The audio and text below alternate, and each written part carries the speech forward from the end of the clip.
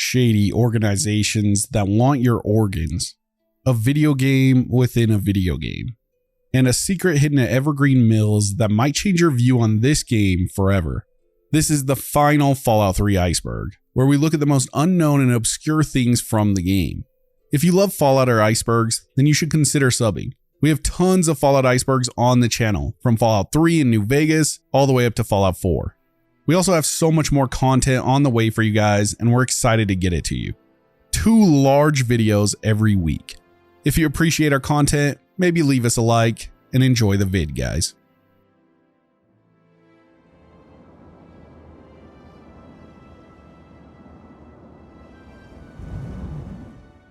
Yes, this is one of those places you probably forgot about, but maybe that's just me. I tend to visit half of these unmarked locations without thinking there's much significance to them.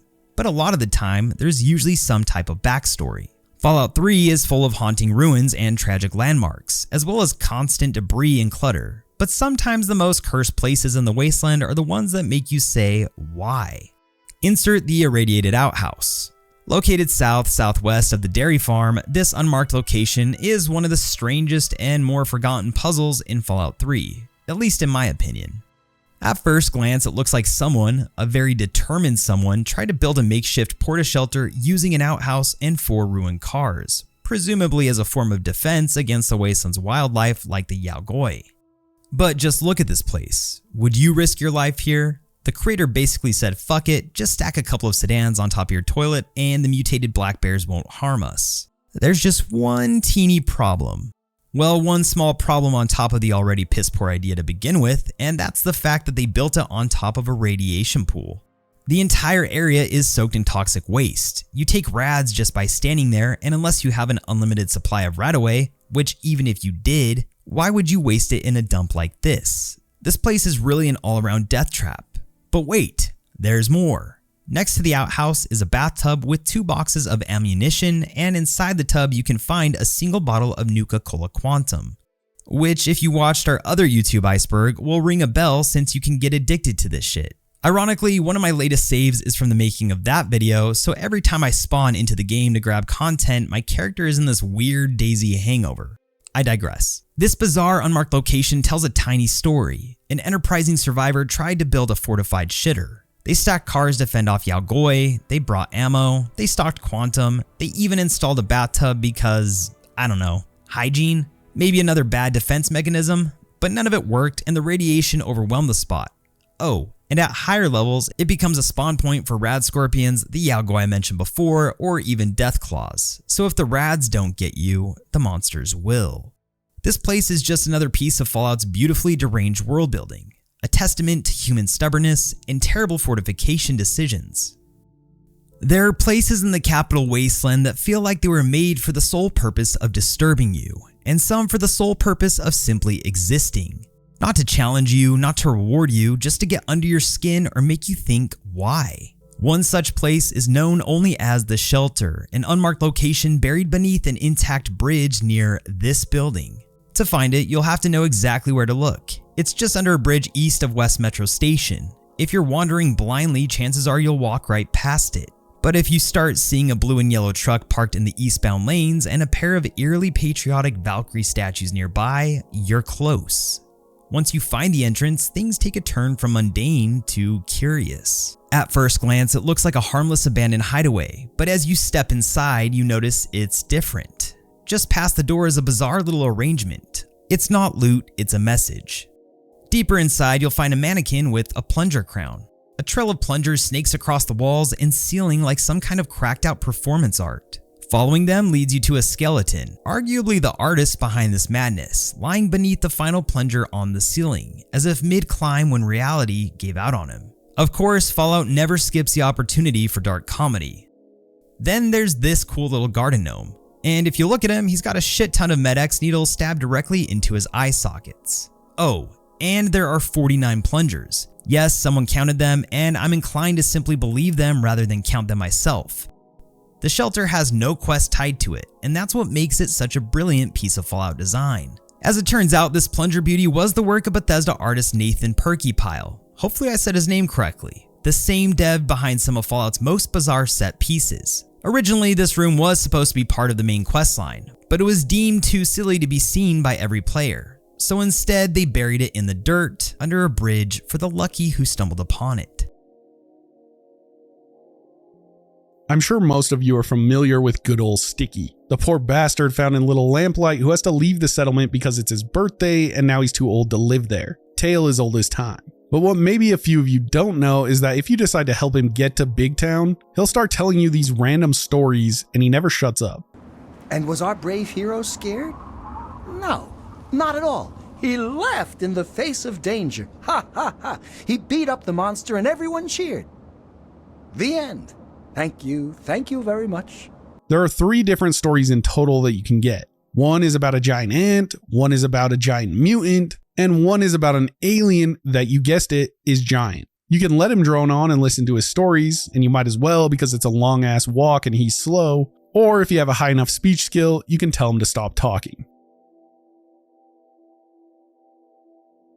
One of the more overlooked pieces of environmental storytelling is the terminal logs inside Germantown Police HQ. It seems like just another ruin filled with super mutants, but looking into the computers, you'll find a story about what it was like to survive the early days of the apocalypse. The log starts with entry number 1, and right away there's a sense of dread. The soldiers stationed there weren't high priority. They were tasked with evacuating rural areas while better equipped units handled the cities. Rumors of a Chinese attack were spreading, but nobody expected the world to actually end. By log number 2, everything's fallen apart. Washington, D.C. has been hit, and the entries are chaotic. Soldiers are trying to wrap their heads around what's happening. One name that comes up is Andrea, part of an evac team on the belt loop. The next few logs, number 3 to number 5, show the slow unraveling of order. National Guardsmen show up from Pennsylvania, but they bring more panic than help. Looting gets worse, radiation sets in, and people start dying. They set up quarantine zones, more to keep people calm than to actually stop the spread of anything. Dead bodies are quietly removed at night to stop morale from tanking.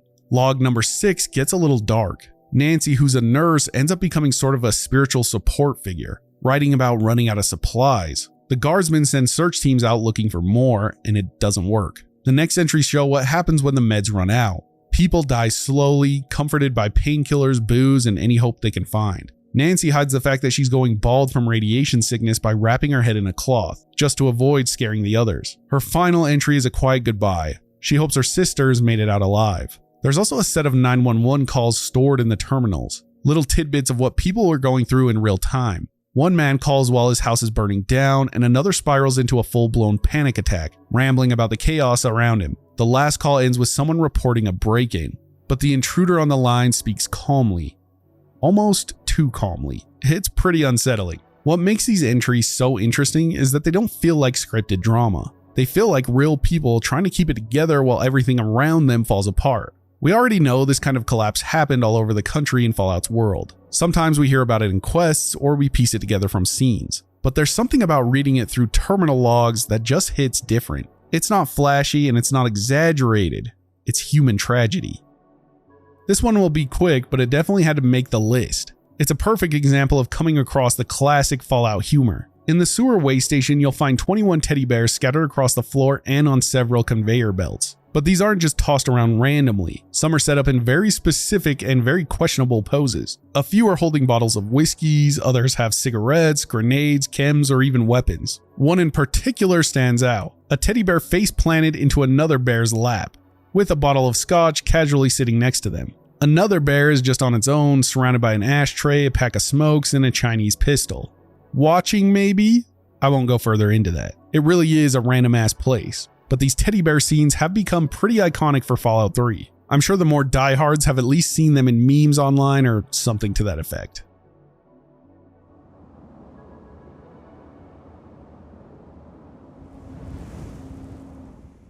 My name is Vin. I am on a fucking UFO.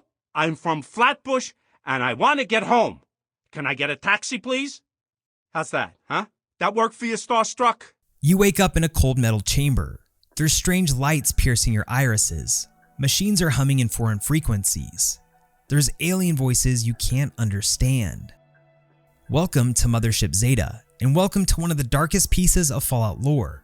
I'm referring to the alien captive logs. Scattered across the ship are 25 audio recordings. the final voices of people abducted across different time periods, cultures, and walks of life.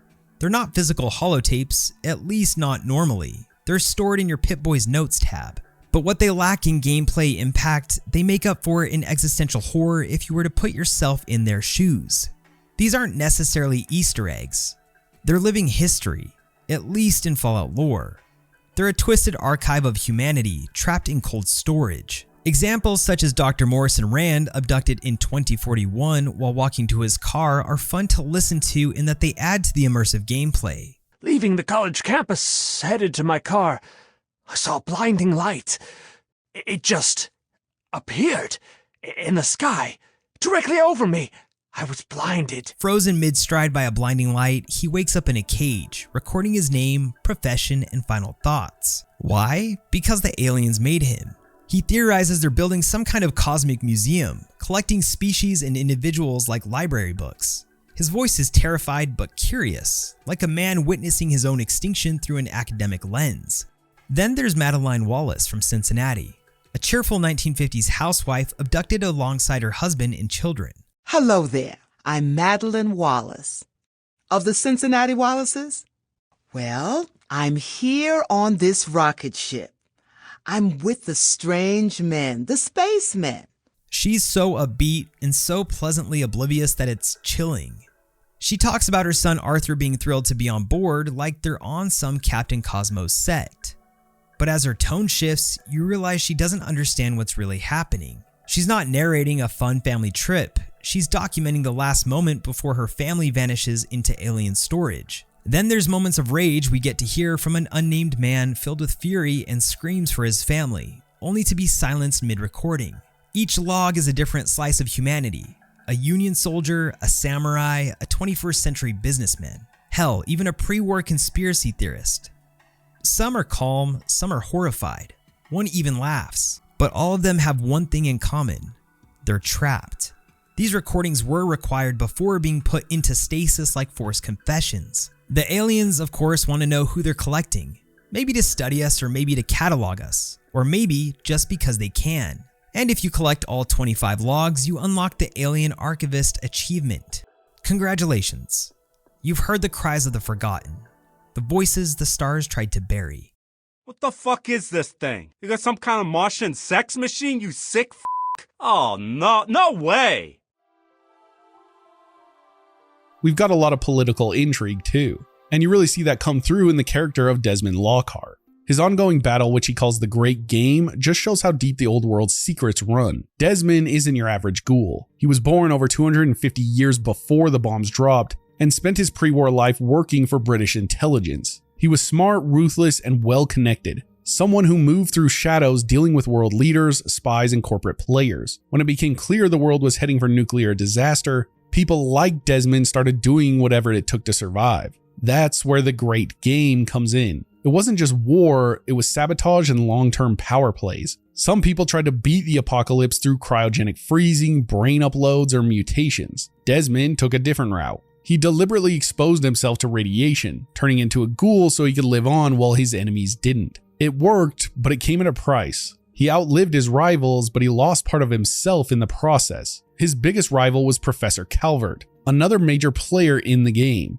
Calvert survived Desmond's sabotage by transferring his mind into a machine, ending up as a psychic disembodied brain in Point Lookout. The two have thus been locked in a grudge match ever since. According to Point Lookout's lead designer, Joel Burgess again, said the whole idea behind the Great Game was to channel that old school spy tension, something like the real world power struggle between Britain and Russia in the 1800s. Desmond even mentions heading north to face another old rival, which was left open to let us imagine what might come next. Obviously, Desmond's story is part of the larger Point Lookout questline, and it's not that unknown. But because of the Great Game aspect, we had to include it. What other world leaders or influential people were playing the game and have made it to the post-apocalypse? Maybe people like the Cabots from Fallout 4 with their immortal serum, or the Robo-Brains from Vault 118 that deliberately put their brains in those bodies to live forever. Were they all playing this great game? Who knows? It's pretty cool to think about, and I wonder if we'll ever see Desmond and his next rival again.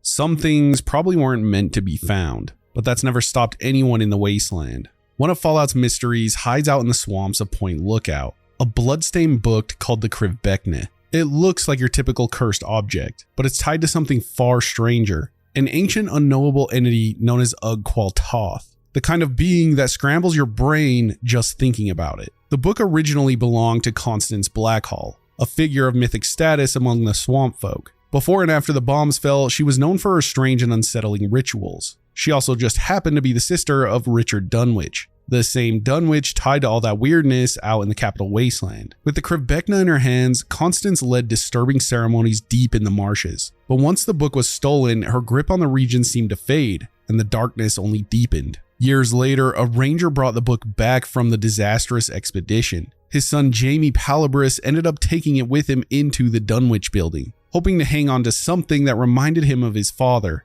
That choice drove him insane. He died lost in those haunted halls, the book still clutched in his hands. By 2277, the Krivbeknih is back in Point Lookout, passed down to the swamp folk but without Constance's guidance, and things have gone off the rails. The rituals they perform now are messed up and barely understood. Kind of like a group of people playing with a Ouija board they found in a burned down church. Deep in one of these caverns, they've set up an altar covered in bones and blood, proof that that book's influence hasn't faded. Eventually, the lone wanderer crosses paths with Obadiah Blackhall, one of Constance's descendants. He wants the book back, claiming it's part of his family's legacy. But it's clear he has some twisted plans, and if you give it to him, he starts performing sacrifices in his basement to honor Ugh-Qualtoth. You've got another option though. Marcella, who's a member of the Abbey of the Road, sees the Krivbeknih for what it really is, a corrupt relic. They attacked while I slept. I don't expect to survive. I only pray that that you haven't taken that book to Obadiah. You must take up my mission. There is one way to utterly destroy the Krivbeknih, but you must take a pilgrimage far north of Point Lookout in the capital wasteland. Seek a place called Dunwich. Within is an obelisk, itself a wicked thing. It'll consume the book. You need only press the book to its surface. May God shed his blessings upon you, child. Make haste for Dunwich. My God, I am sorry for all my sins with all my heart. In choosing to do wrong and failing to do good, I have sinned against you, whom I should.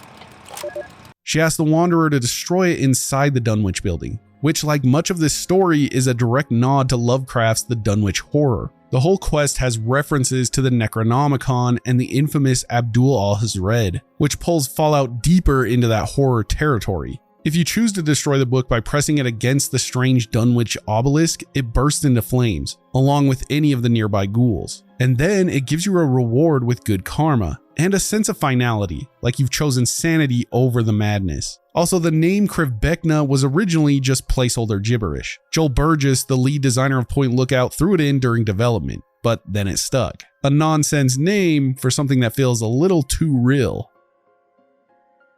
Today we're exploring a small but intriguing mystery known as the Pennsylvania Avenue Explosives Note. If you've explored the shattered streets near Pennsylvania Avenue in Fallout 3, you may have stumbled across the corpse of a man named Thompson, a mercenary from the infamous Talon Company. His body is perched high up on scaffolding along 17th Street, accessible only by carefully climbing a fallen lamppost.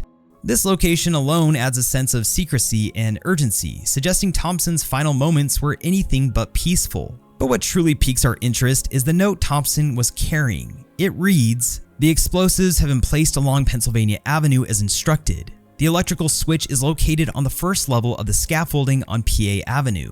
Simply flip the switch, take cover, and get ready for one hell of a show. I'm going to stick around a little longer to see if I can pick off a couple more mutants. Mercenary Thompson, Talon Company."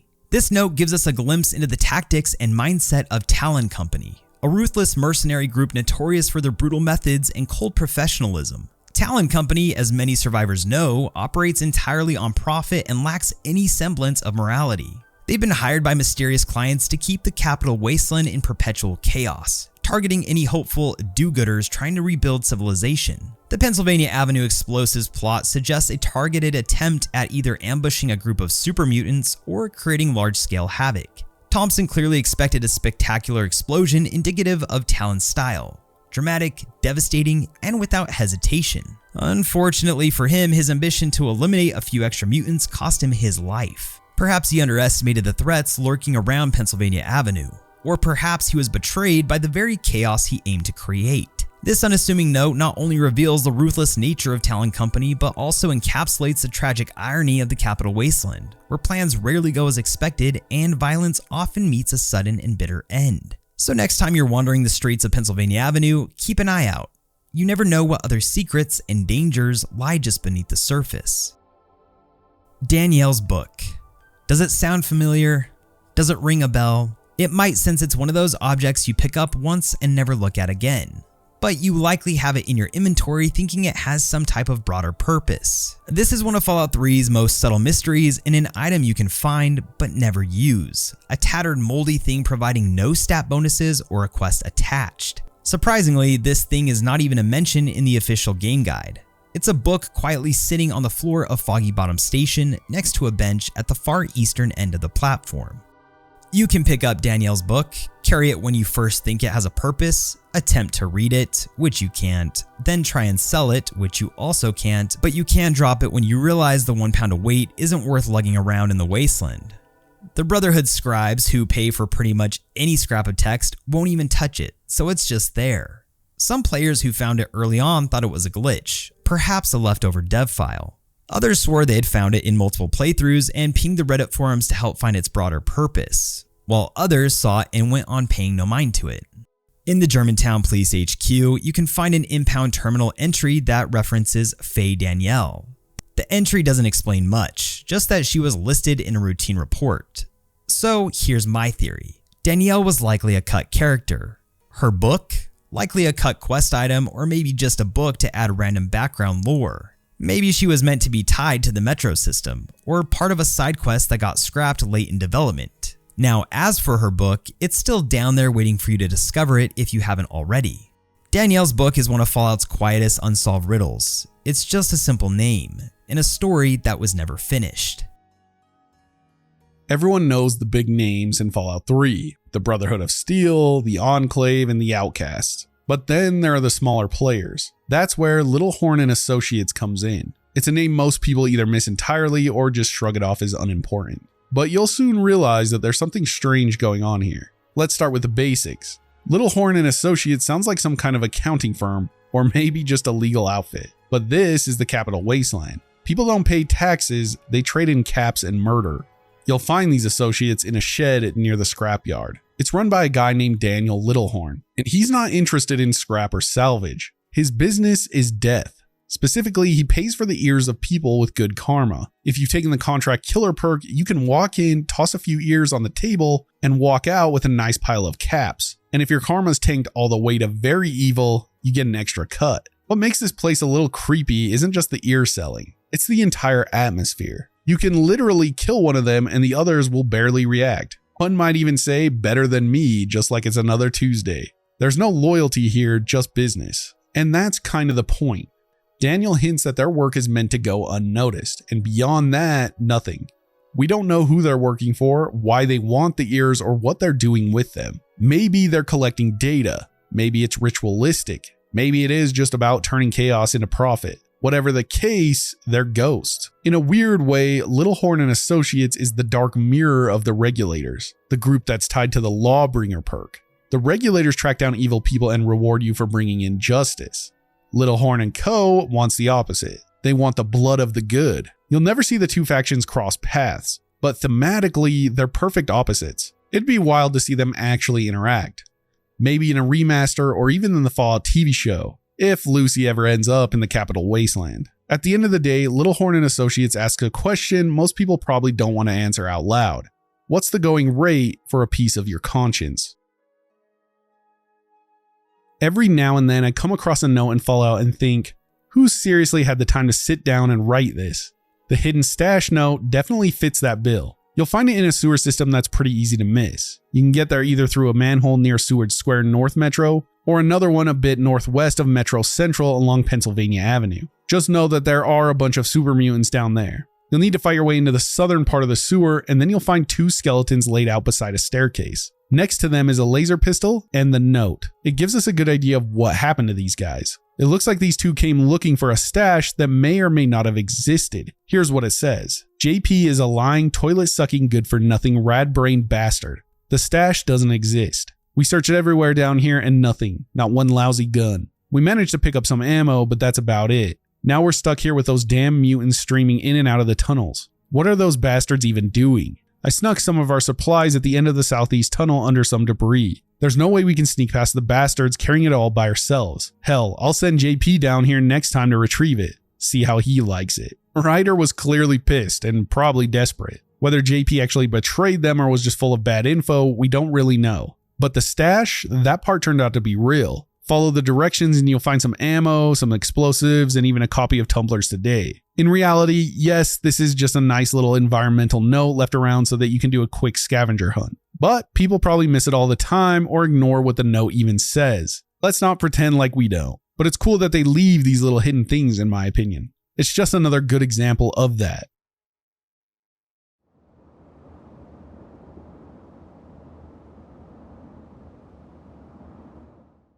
Every now and then, buried in the game files of Fallout 3, you find something that makes you stop and say, is that a dog being fired like a bullet? What the fuck is this? I'd be lying to you if I said I was joking.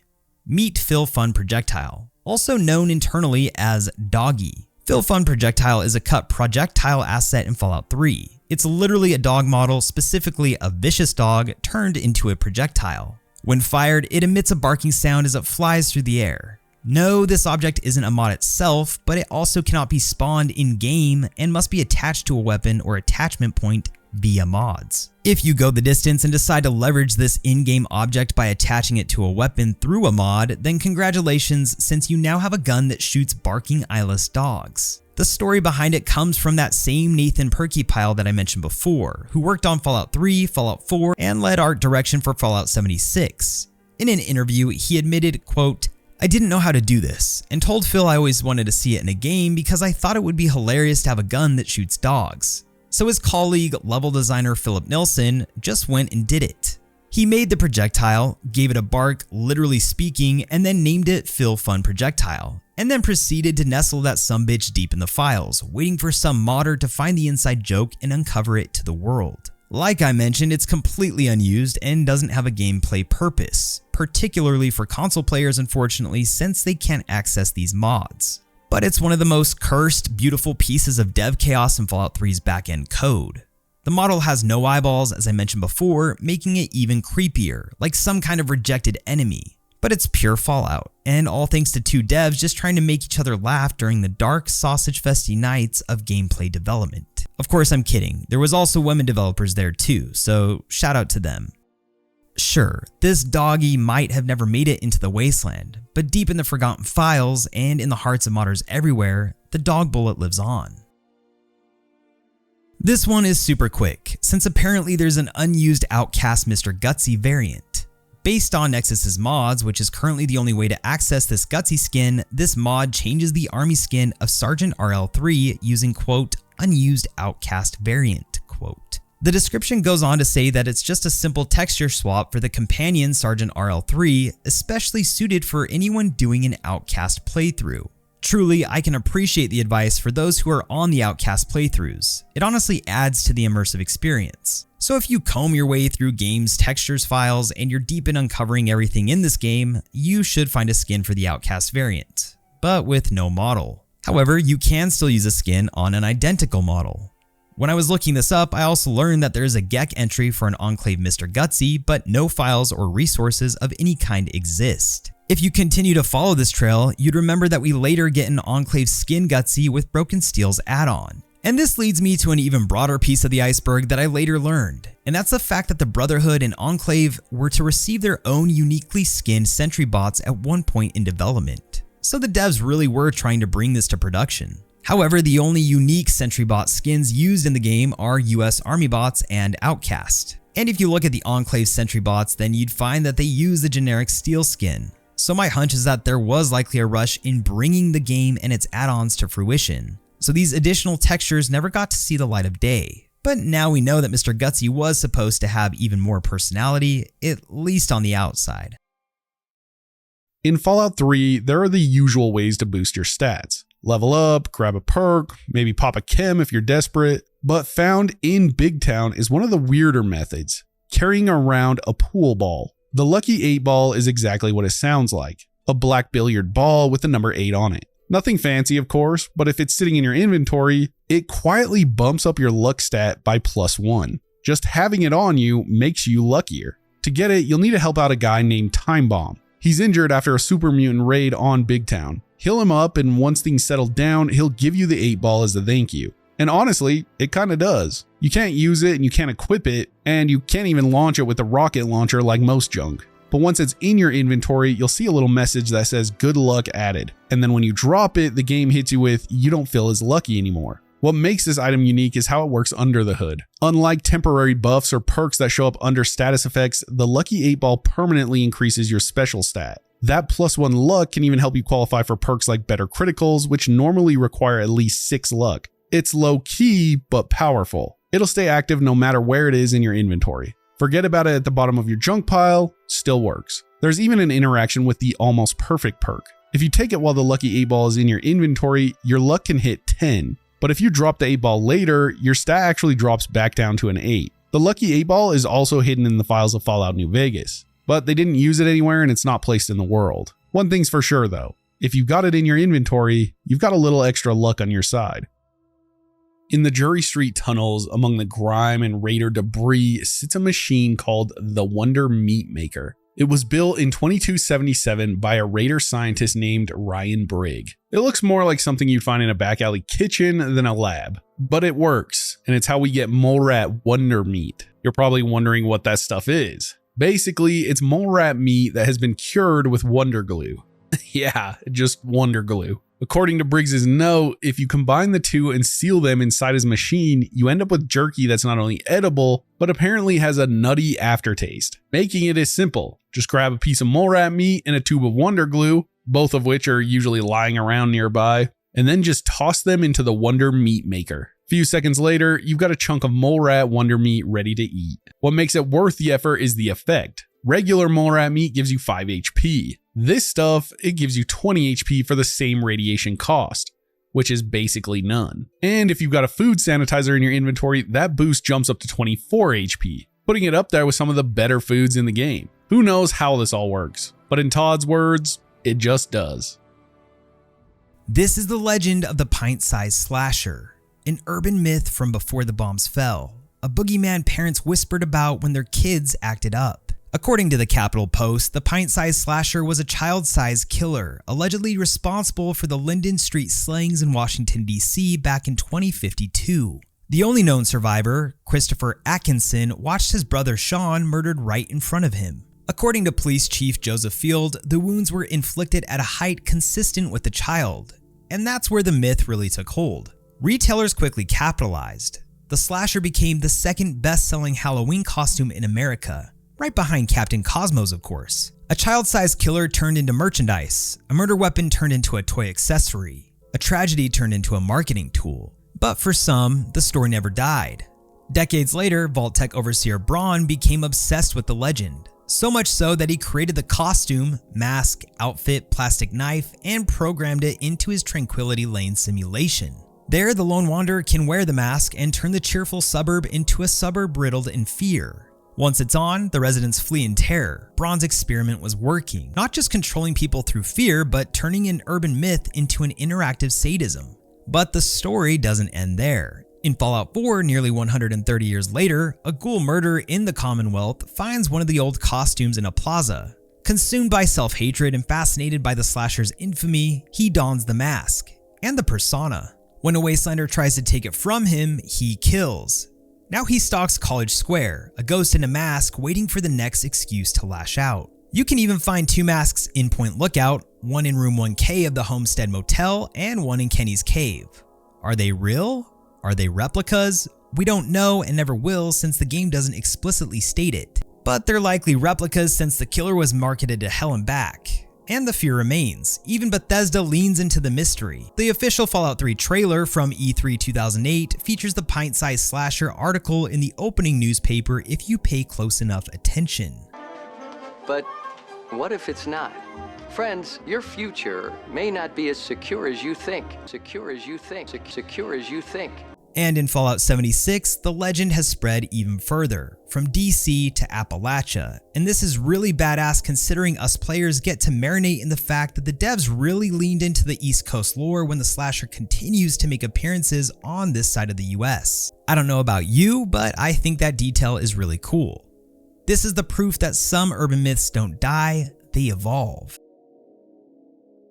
The Boogeyman's Hood is tied directly to one of the darker choices you can make in the game, and it's easy to miss if you tend to play on the good side of the karma scale. You'll only get the Boogeyman's Hood if you're willing to sell out a kid. Seriously. The helmet is a reward from Eulogy Jones, the slaver boss over at Paradise Falls, and it's given to you after convincing Bumble, who's a child from Little Lamplight, to leave the safety of the cave. Once she steps outside, slavers swoop in and take her. Why, hello, little girl. What a lovely dress you have. Thank you, miss. We're going on an adventure. You bet we are. Are you ready to go on the Adventure Express? Oh boy, let's go now. Can we please? Absolutely. In fact, I want you to have this friendship necklace. It's good luck. Wear it, and you'll never get lost. Ow, it's all scratchy. Don't fuss, my little girl. You'll get used to it. Well, okay. I can't wait to tell Lucy about this adventure. I'm sure she'll be so proud of you. Now we've got a big day ahead of us, so let's get going. Go back to Eulogy and he hands you the hood as a thank you. The Boogeyman's Hood looks like a Raider Wastetown helmet. For male characters, it comes with a 3-pronged frill that gives off a mean spiked look. Female characters get a tall mohawk instead. As far as functionality goes, it's pretty good. It offers the same damage resistance as a standard power helmet, even though it weighs 2 pounds less. It also has 25 more health points than most headgear in its class, which is pretty great if you keep it repaired. But the Boogeyman's Hood is more than just a piece of armor. It's a reminder that Fallout 3 doesn't just let you make the dark choices, it sometimes rewards you for them. When you first see the Ozymandias, it doesn't look like much. Just some rusted old research boat stuck on some rocks off the coast of Point Lookout. But like a lot of things in this iceberg, there's way more going on beneath the surface. The ship is named Ozymandias. It's a reference to the poem by Percy Bysshe Shelley. You might have heard it. It's the one about a broken statue in the desert and how even the greatest empires eventually crumble. It's a fitting name for a wreck slowly being swallowed by the sea. But it turns out the naming goes deeper than just the title. The company that operated the boat was called the Bysshe Energy Partners, a subsidiary of the Bysshe Company, which is again another direct callback to Shelley's own middle name. And the terminal on board mentions a real estate company which translates to Black Isle, which is of course an Easter egg for Black Isle Studios, the original developers behind Fallout. So yeah, for some reason there's a lot of layered references on this little ship. Now the story behind the Ozymandias is where things get strange. In 2077, Bysshe sent the ship out supposedly to survey natural gas near Point Lookout, but the gas they were looking for wasn't exactly natural. It was methane, coming from decomposing corpses. In other words, they were studying decay to see if it could be turned into fuel. Pretty messed up, but cool. Caroline Saunders, the ship's lead geologist, started asking questions. She was flagged in internal reports as a known liberal with academic ties, basically someone the company saw as a threat if she spilled the truth. To stop her, Bysshe gave the intern Dr. Martin Roach an emergency order called Code Blue. His job was to sabotage the mission, so he intentionally crashed the ship and left a secret buried with it. When you explore the wreck, you'll find waterlogged hallways and irradiated bunk rooms that hint at a quick and chaotic end. There's also a safe that can only be unlocked after finishing the quest in Antique Land. It all feels like a cover-up gone wrong, corporate greed drowning along with the crew. One thing I wanted to add in is that despite being a private research vessel, the Ozymandias is marked with the USS prefix, something that's usually reserved for US Navy ships. It suggests that the line between government and corporation was already blurring long before the bombs dropped. And just to clear up the Egyptian reference, Ozymandias was Shelley's takes on Ramesses II, the Egyptian pharaoh. She wrote the poem back in 1817, after hearing that a statue of Ramesses was being shipped to Britain. Funny enough, she never even saw the statue in person, but her words ended up inspiring a Fallout ship over 200 years later.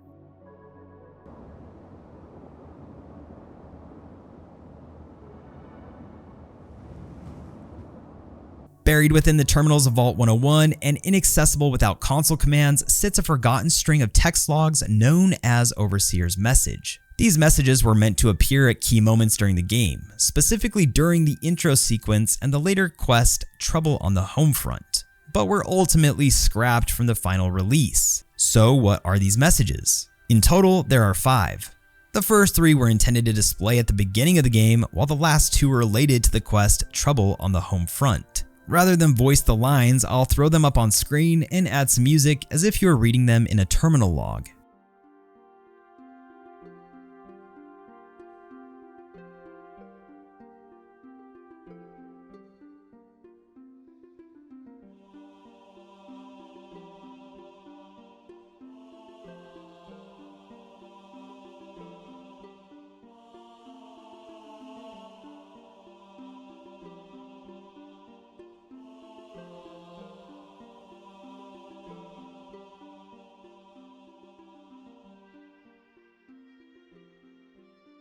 We live in a world full of censorship these days. Or have we always lived in that world?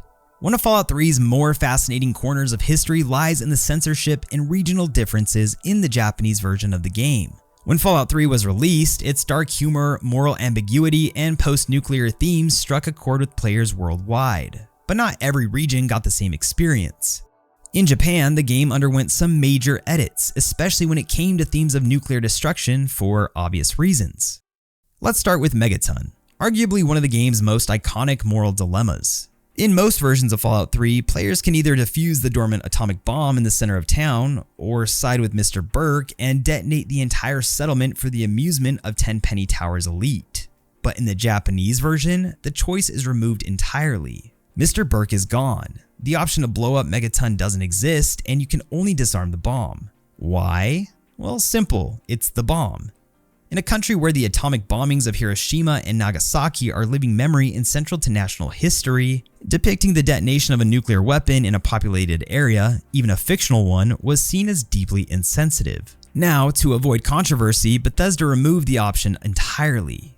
And normally I don't agree with certain censorship lengths publishers go to, but I can respect the respectfulness Bethesda had in mind with this change. Another change is the iconic Fat Man weapon. In most versions of Fallout 3, this shoulder-mounted mini-nuke launcher bears the name of the very bomb dropped on Nagasaki. Unsurprisingly, in the Japanese release, the weapon is renamed to the far less provocative Nuka launcher. These aren't the only global edits. In Germany, violence was toned down considerably. In Australia, the game was initially refused classification due to its depiction of real-world drugs. Bethesda responded by renaming morphine to the fictional Med-X, a change that ended up being adopted in all international versions. I think a lot of people assumed Med-X was morphine, but not everyone knows why the game doesn't just call it morphine outright.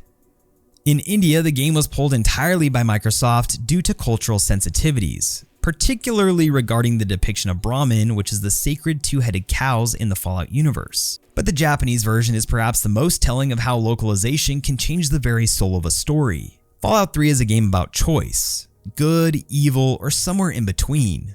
Removing the ability to choose fundamentally alters the player's relationship with the world. It's not just censorship at that point, but a philosophical shift. So next time you're deciding whether to save Megaton or turn it into a radioactive crater, remember, in some corners of the world, that decision was already made for you.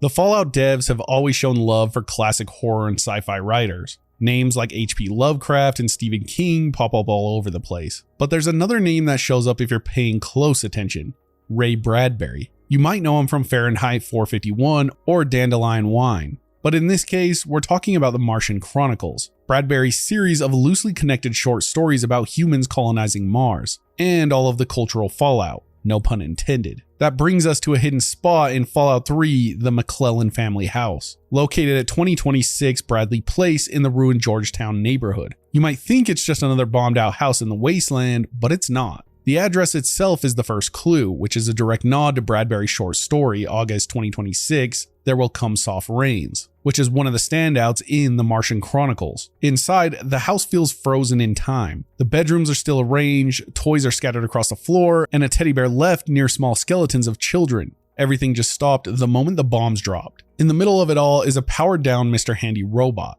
quietly waiting for a routine that'll never happen. If you turn him on, he moves towards the children's room and begins reciting the actual poem from Bradbury's story, There Will Come Soft Rains by Sarah Teasdale. It's a short piece about nature moving on without us, completely indifferent to humanity's self-destruction. It hits hard, especially in the context of where you're standing. And the references go even deeper. Outside the house, you'll find the skeleton of the family dog, Muffy, next to an empty whiskey bottle. It's a direct parallel to Bradbury's story where a radiation-sick dog makes its way home to die, only to then be cleaned up by the automated system still running in the house. None of this is by accident. Joel Burgess, one of the lead level designers on Fallout 3, confirmed it all on Twitter, saying it's one of his favorite hidden references in the game. He mentioned that the family's name, the address, the dead dog, and even the poem read by the robot were all deliberate nods to Bradbury's story. The house was designed to quietly mirror the same tone and message. The world ended, and the machines kept going.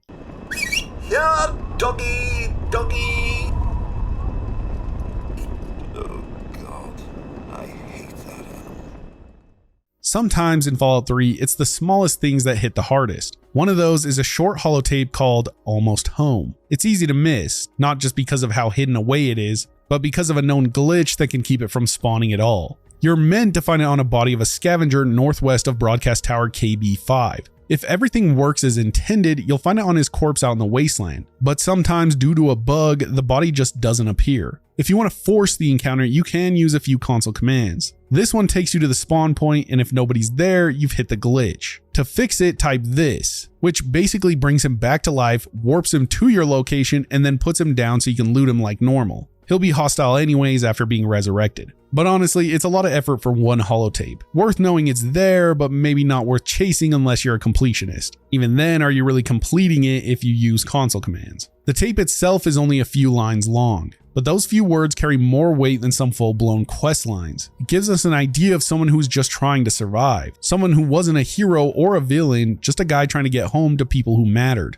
Paulina and Cress are never mentioned anywhere else in the game. Were they family, friends, maybe just two other people relying on him to make it back? We'll never know. And that's kind of the point. Fallout's world is full of stories that go unfinished, not because the devs forgot about them, but because that's how things are in the wasteland. Though yes, the devs do leave shit unfinished at times. I wonder if the names are a reference to someone's real life family or something. Or maybe it's from some media that I can't put my finger on. I'm sure you guys will let me know if you have an idea. This one is really cool. On a terminal inside Hubris Comics, you can find a mini text adventure called Reign of Grellock. It's a beta version of a text-based game that you can actually play. You type simple commands like go north or inventory to move around and interact with stuff. You start off standing in the middle of a plain, armed with nothing more than a rusty sword and a flask. From there, you can head in 4 directions. North to a mountain where you find a glowing gem wedged in a crag. West into a swamp where a wizard splits the gem into a polished stone and a magical shard. South into a town where a blacksmith upgrades your sword using those items and a priest gives you a quick side quest. And east to a chapel where you might fight a zombie, grab its head as a trophy, and eventually fill your flask with holy water. Once you've done the rounds and got everything, you head back north to the mountain and use the now magical sword to defeat Grellock. The game ends with a little message about your victory, and that's that. There's some fun little secrets in the game too. If you go back to the wizard after upgrading your sword, he'll act like it's your first time meeting him and give you the gem pieces again. You can then get the blacksmith to reforge the sword, but it doesn't actually give you extras or change anything. It's just a loop. Behind the scenes, Reign of Grellock is clearly a shout out to the old text-only adventure games from the early days of PC gaming. Stuff like Zork, Planetfall, and The Hitchhiker's Guide to the Galaxy. Games where you had to type in everything, map it out yourself, and use your imagination for visuals. I have a sneaking suspicion that a lot of people haven't heard about this one. It's pretty random and it's cool to discover.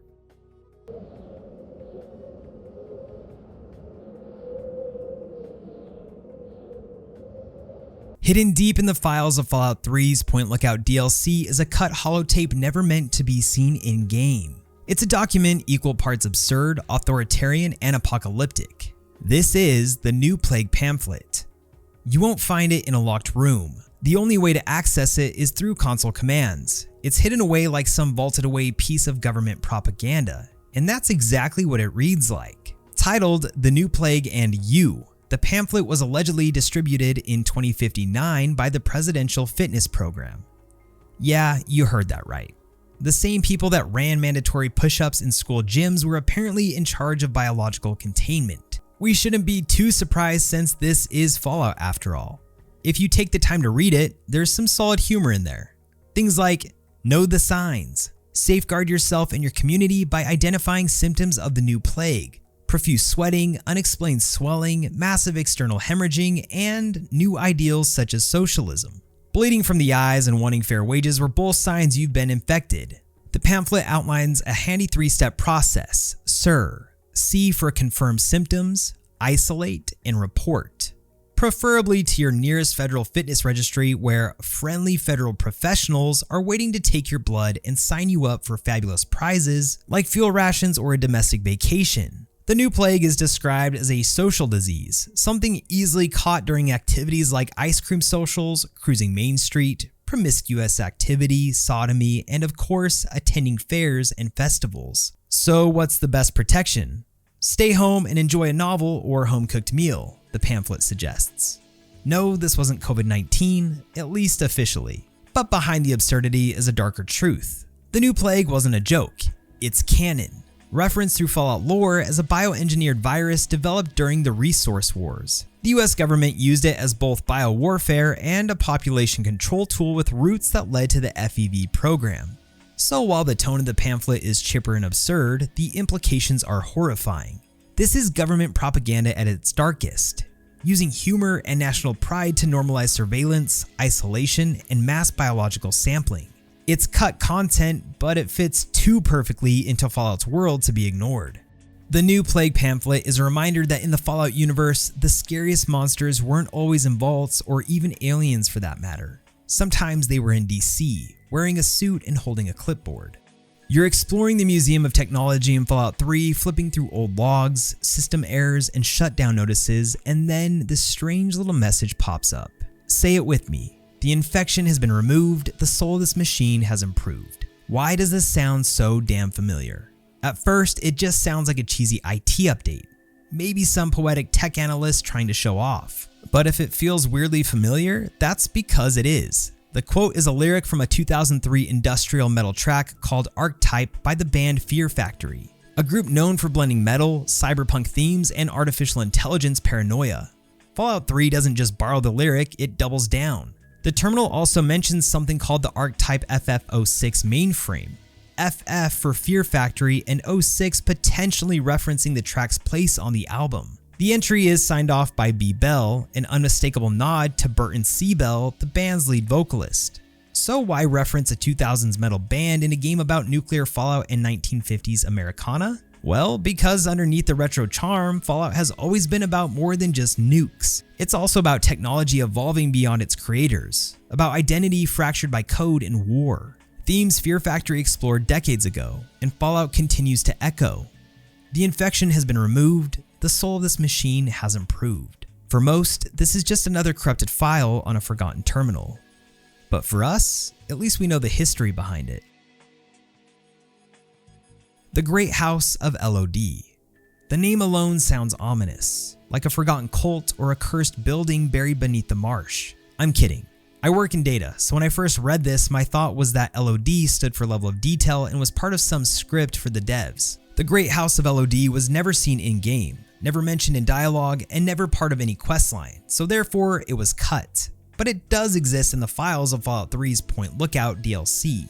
Officially, it's just a miscellaneous item cut from the final release. In your Pip-Boy, it appears under Junk, sharing the model of a generic ruined book. Attached to this item is a script referencing something called LOD testing, as in level of detail, the system used to render distant objects in the game world. In other words, the Great House of LOD isn't lore, it's developer tech jargon.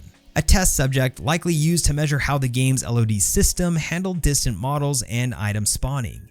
It's a placeholder title that sounded mistakenly legendary in my opinion, unless you work with computers, in which case it's kind of boring. But let's be honest, If you came across something called the Great House of LOD or LOD in Point Lookout, you'd probably believe it was part of some ancient bayou ritual or a long-lost church deep in the mire. Instead, it was always just a performance tool. The Dunwich building is already one of the creepiest places in Fallout 3, hands down. Between the whispering voices, flickering lights, and that slow burn descent into madness, it feels entirely different than anything else in the game. And I didn't put it in the Iceberg. That's because everyone and their dog knows about the damn Dunwich building at this point. But I wanted to focus on something that was supposed to be added into the game but never made it. The Bloody Dunwich sketch. It never showed up in the final release, but traces of it exist in the game files. There's no actual in-world model or even a terminal entry, just a file path pointing to a sketch, supposedly smeared in blood found somewhere inside the Dunwich building. That's it. No explanation and no context, just the ghost of an idea left behind in the code. That might not seem super intriguing because of course you'd probably find a bloody sketch in the Dunwich building. But a lot of people have come up with some theories about what it might have been. Some think it was part of a scrap questline tied to Jamie Palabris, the scavenger whose descent into madness is told through scattered audio logs and visuals. Maybe the sketch was his. Something he drew at the breaking point either as a warning or just the result of his mind completely being unhinged. Others see it as just another Easter egg to Lovecraft. You can definitely imagine a guy drawing maybe a monster, maybe runes, all in a panic before the artist either died or vanished into the ruins. What I find even more weird is that the sketch isn't really tied to anything in the game. Like usually if an object is left in the code, it would be connected to a quest or an NPC, but this one isn't. So which dev just decided to make a bloody sketch that had nothing to do with anything? What do you guys think it would have been used for? I'm curious. I'll make this quick because really the note speaks for itself. You'll find a little paper note called "Flying Bananas Can't Talk" in the cell beside Red in the Germantown Police HQ. Here's what it says. Flying bananas can't talk. Flying bananas can't talk. Flying bananas can't talk. So on and so forth. And at the end, they just want you to believe they can. Is this just the mad words of a crazed lunatic? Or is there something else here? Does it mean something? Maybe you'd go crazy trying to figure it out.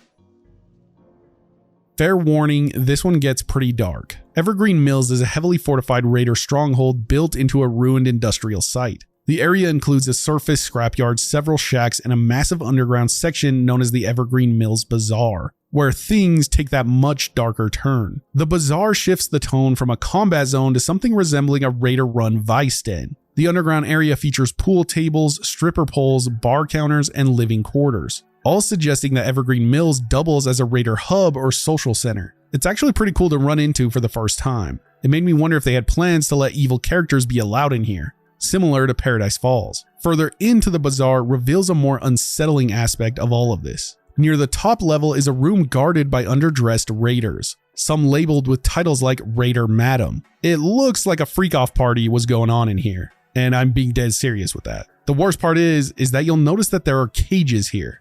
And when you kill the madam, she has a key on her that will unlock these cages. Inside this cell, you'll find a single raider, again in no clothing, and a space decorated with 4 bunk beds, teddy bears, and toy trains. You can't talk or interact with this person, she simply just runs away when freed. The combination of childish objects, bunk-style beds, and the brothel-like context has led many people to speculate that the cell was meant to imply a child exploitation ring, operated by the raiders. Thankfully, that's all the evidence we have here, but it's pretty compelling, honestly.